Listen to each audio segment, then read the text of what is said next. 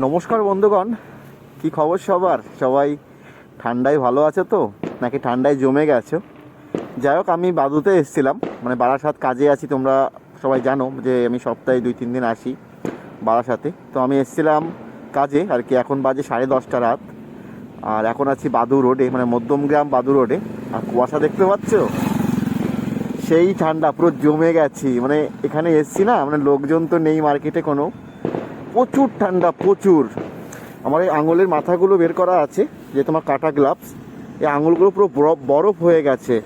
আঙুলগুলো আমি যখন ব্রেক করছি না, তখন মানে কাজ হচ্ছে না, এতটা ঠান্ডা।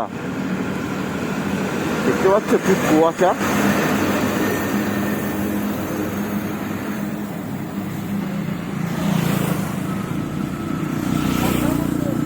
সবাই জমে গেছে, এত ঠান্ডা বন্ধুরা।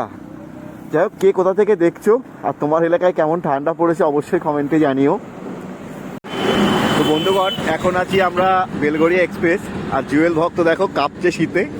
আমরা গরম গরম চা নিয়েছি, চা খেতে পারছি না, এতটা ঠান্ডা। আর দেখতেই পাচ্ছ প্রচুর কুয়াশা, রাস্তায় সেই কুয়াশা। এখন বোঝা যাচ্ছে না, 2:30-এর দিক না হলে বোঝা যাচ্ছে। কুয়াশা দেখো, সেই কুয়াশা। আমরা এখন বেলগড়িয়া এক্সপ্রেস চা খাচ্ছি, দোকান সব ভেঙে দিয়েছে, 2-1টা দোকান আছে। কাঁপছি পুরো রীতিমতো, আমরা কাঁপছি এখন। প্রচুর ঠান্ডা, প্রচুর।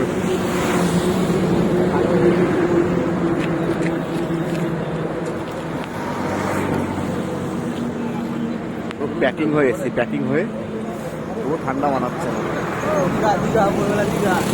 এখন বাজে 11টা রাত। শান্তি।